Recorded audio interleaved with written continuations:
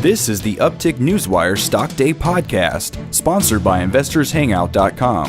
Subscribe to us on iTunes, Google Play, and YouTube to stay up to date on penny stock news and interviews, public information on OTC, pink sheets, and microcap stocks from around the world, with your host, Everett Jolly.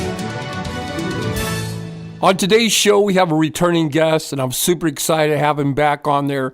This company is going in a different direction, and we're going to get an update for our listeners, and especially for the stockholders of Premier Biomedical, Inc. They trade on the OTCQB, ticker symbol BIEI, and with us today is the CEO of that company, William Hartman. Bill, welcome to the show. Thank you, Everett. Always a pleasure to be with you and your listeners.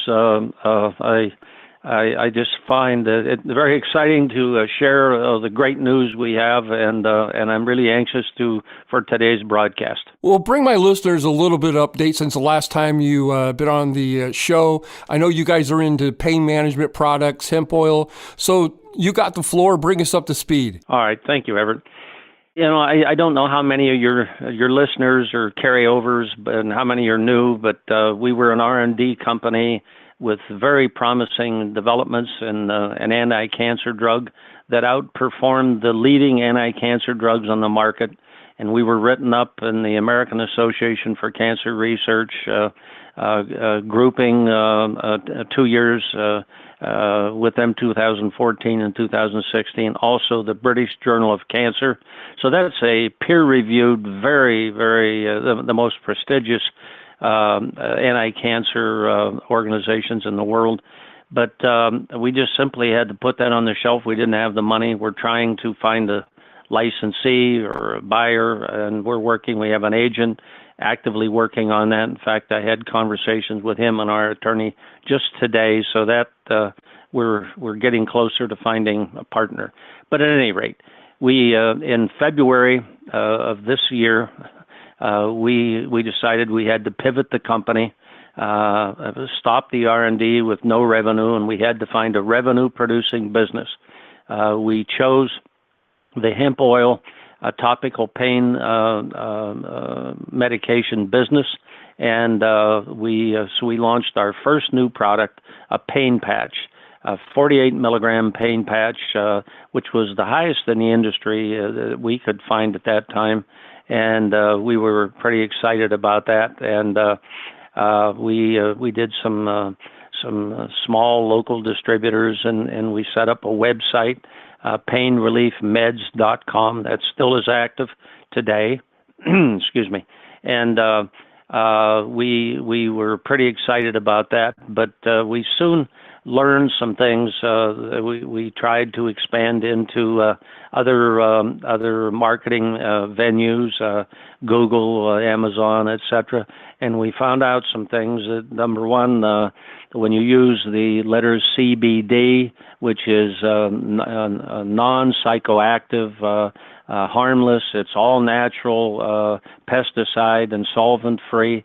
We simply found out that they weren't up to speed on that. There were confusing laws. The holdovers from the Obama administration and the FDA in December of 16 issued a ruling that hemp oil products were, in fact, a Schedule I drug and illegal, effective in the first quarter. We knew that would be overturned, and there were many lawsuits that followed, and they rescinded that ruling because the 2014 Farm Bill allowed hemp and hemp products. So we knew we were on solid ground. The ruling doesn't overrule a law. So at any rate, we're now legal, and but some of the carryover people don't understand that yet and still have to be educated. At any rate, we had some difficulty, and so we changed all of our wording from CBD to hemp oil extract. Hemp oil extract is, in fact, CBD, and it is 50 state legal, drug test safe. And we're slowly educating the social media people, and we're now on Amazon. But we also learned at that time that we needed more products if we were really going to be successful. So with one product in the first quarter of this year, we subsequently launched an oil-based roll-on applicator with 150 milligrams of CBD, the most in the industry, by the way. Direct competition was at 100 milligrams, so we had 50% more than the nearest competition. We then did the same thing with a water-based roll-on. That was our third product, and that was 120 milligrams of CBD. That's a more expensive process to take an oil and to homogenize that into water. We then launched a spray in the fourth quarter. We launched a spray with 150 milligrams, and by the way, 30 milliliters. It was 3 times the volume. Very successful product that we've just launched. And our latest is a cream that is going to have 150 milligrams of CBD, and that will be available before year end. So we're very excited. That gives us 5 total products that we have. So, Bill, I want to change gears here just for a second. Can you give my listeners a little bit of your traction on your 3 products? All right. Well, Everett, let me say this. We've done some research before we went into this field. First of all, we through a Google search, anybody can do this. We check the sale of analgesics worldwide. And I think we used data from 2014 or 15, and we found that their analgesic sales amount to $112 billion. A recent article in one of the health magazines, and I forget which one, projected sales of the topical pain relievers in the United States alone in the next 5 to 7 years to be $5 billion.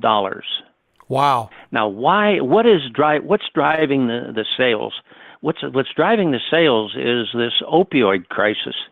The opioid crisis right now in the United States, they're projecting this calendar year, 2017, that 71,000 people will die from drug overdoses linked to the opioid painkillers.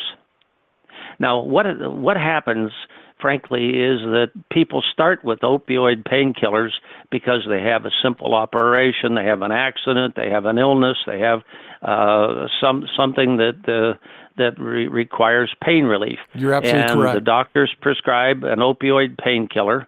And what happens, very simply, the doctors then shut off the prescription, but the people are still in pain, so they're turning to heroin.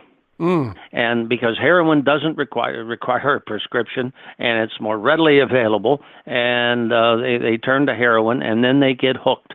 And increasingly, it's the young people that are dying. Although our target market, we've identified our target market is mostly in the 50-plus year age group.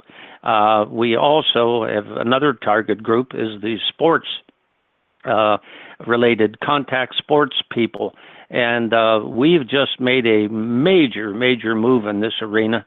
We have as our chief medical officer, who is also the chief medical officer with the Retired NFL Players Association, Dr. Patricio Reyes.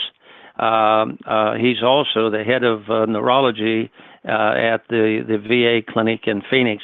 Dr. Reyes was affiliated with the president of the NFL Retired Players Association, Carl Eller, who was an all-pro defensive end with the Minnesota Vikings.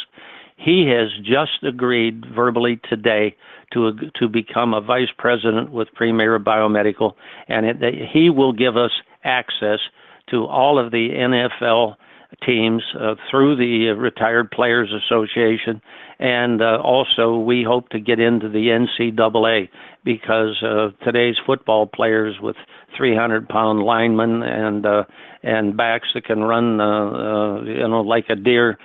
These people are, when they get hit, they're really in pain, and before the next game.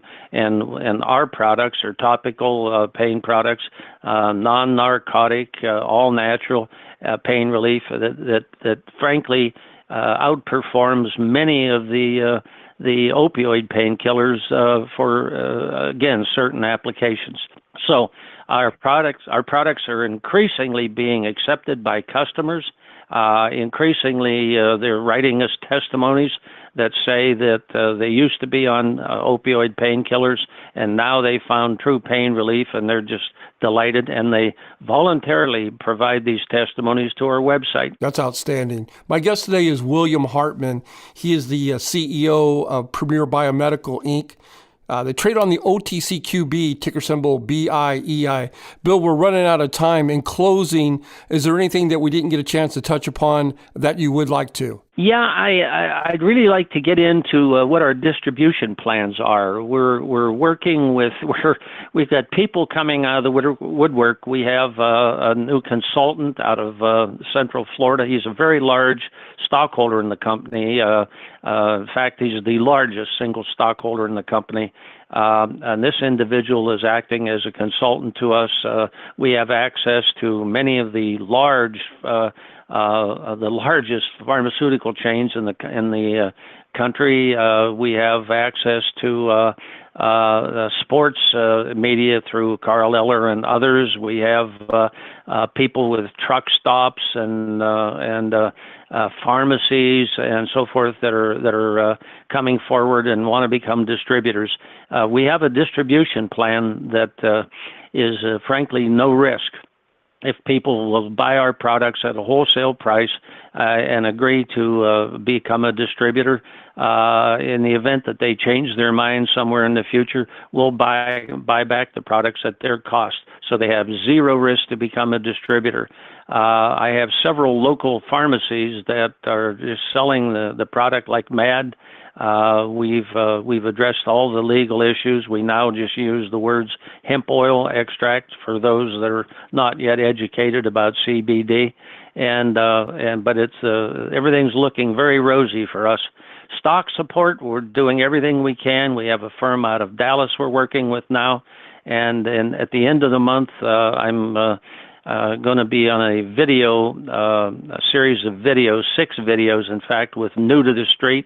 I'll be there on November 29th and 30th, recording a video recording that will become part of possibly a Fox Business and the Forbes. So we think there's nothing but good news for Premier Biomedical in the future. Well, I want to thank you for coming on the show. It's always a pleasure. I think you said a lot today, and I think you said it all. Hopefully you'll come back on the show in 50 or 60 days and give us an update. Everett, I certainly will. We've got other new products we're planning that are unique to the market, and we're just have to bring them about. Our plan is to get out of debt, to stop this the selling that our current lenders have, and our revenue being produced from our products, we believe will allow us to go forward without debt. But currently, we have people selling us down. That's going to end soon when we pay off the debt, and we're going to move forward. So I think there's good things in the future. Thank you very much, Everett. Thanks, Bill.